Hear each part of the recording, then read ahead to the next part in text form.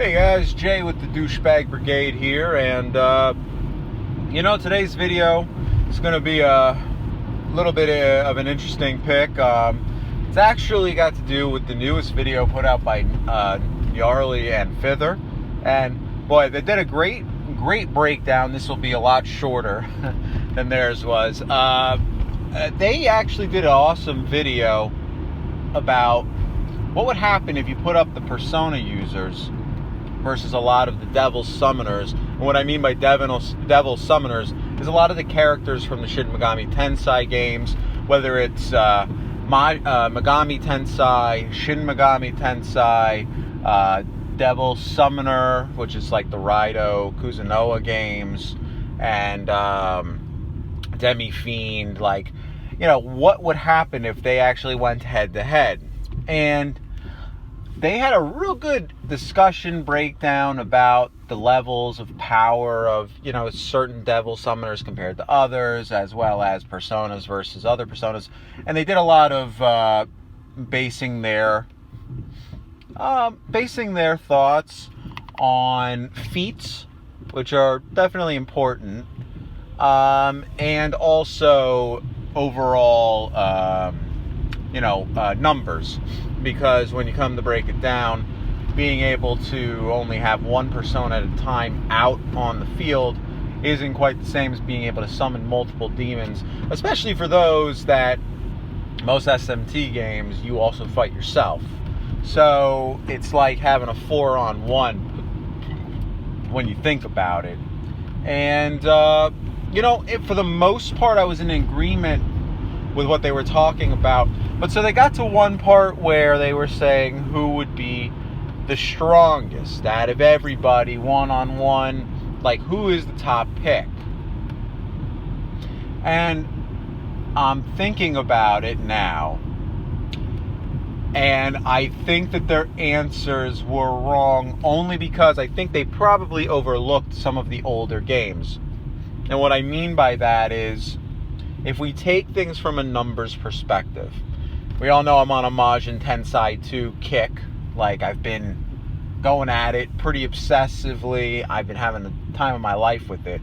But what I thought to myself was, boy, the strongest Devil Summoner, and yes, Abel from Devil Survivor is a great choice, and same with Demi Fiend, obviously. I mean, hands down, my first thought is Demi Fiend's by far the strongest. It's not just he's a summoner, but he's like he's a half demon.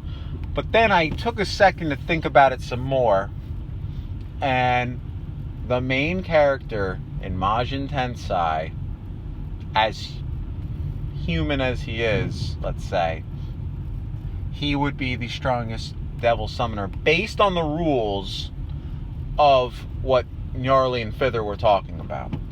And so if I explain that further, when you're playing Majin Tensei, you can summon, I believe, up to 18 demons on the field with just your main character. Now, obviously I don't summon that many. It'd be hard to keep track. But the fact that you can summon that many already puts him above any other Devil Summoner in a numbers mind frame. The fact of the matter is, you have so many demons on the field that he has, and it's obvious. Yes, it's cost magnetite, but obviously he has the ability to summon more demons than any other summoner that we've ever seen in a Mega 10 game. So, if we're going by the transitional properties of quantity, he would win that battle. On top of that, the other reason why I choose him as number one is we can take his feats. He defeats nearly every demon and angel of lore that you might have heard of. That's in the top, in the top area. I mean, he beats Satan, Lucifer, Beelzebub. There's really nothing he doesn't destroy, all the archangels. So it's hard for me to say that he wouldn't be the top choice just based on his feats and his ability to summon so many demons. And I really think that was just an oversight, and probably I only thought of this because of how invested I am right now in that game, but it really came to mind. And then from the Persona side, so this maybe this doesn't count, maybe this is kind of a cheat in a way, but I think you have to take a second to think about this. Shin Megami Tensei, if you actually have the original Persona user based on the Guardian method. What that means is, if you've ever played SMTF, when you die, based on how successful you were while you were alive, basically your Guardian or Persona transforms into a better Guardian or Persona, upping your statistics. So when they were talking about a Persona user as the top one,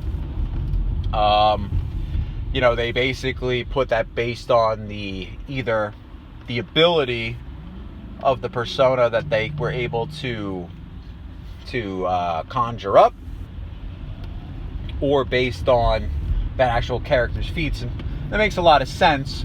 And I haven't completed If all the way through, though I'm close. But quite frankly, the main character in that game, he is able to not only use a Persona in a sense, but he also can summon demons. So he is your variety blend of a Devil Summoner and a Persona user, which I think hands down would then make him the strongest out of anybody, because he's able to utilize both. He has the power to summon demons, use weapons himself, and he's able to have a Persona for added resistance and additional pieces, pierce, and different things to strengthen him as a whole. So hands down, he has to be the strongest just based on that information alone. I thought this was all interesting stuff, because it's crazy when you don't really think about these games, some of these older, more newly translated games, but when you break it down based on the kind of rules and thoughts that we're playing this video on, it makes sense that the main character of SMT If is the strongest Persona user, based on him being basically a Devil Summoner and Persona user at the same time, and the main character of Majin Tensei 2, because he can summon so many demons. Now, the only things holding these guys back are the no magic thing that most older protagonists suffer from, which they brought up in pretty strong fashion with Nakajima and the original SMT1 protagonist, which is true. That is a harbor in some respects, but I mean, I don't know if that's enough to discount their abilities. So I think that one's kind of hard to say. And then I had one more thought.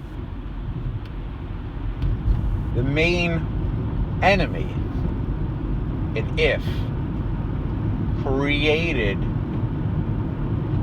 evil realms and is also a Persona / Devil Summoner. So even though he is not a playable character and he's your enemy, would that in turn make him the strongest Devil Summoner / Persona user? I mean, I think it's an interesting take. But just going back to main characters alone, I think you have to reassess that video that they just did and then add these additional characters, just to get an idea for, would they be the strongest ones based on the overall rules that the original video had. It's an idea, it's a thought, and it just, their video was fantastic, and it provoked this thought in my head. I was working out and thinking about this, and I'm like, huh. And I realized that these games are so niche that that's probably why they didn't come up. But when you really break down what their capabilities are, changes up the game a little bit. You know, it's like, damn.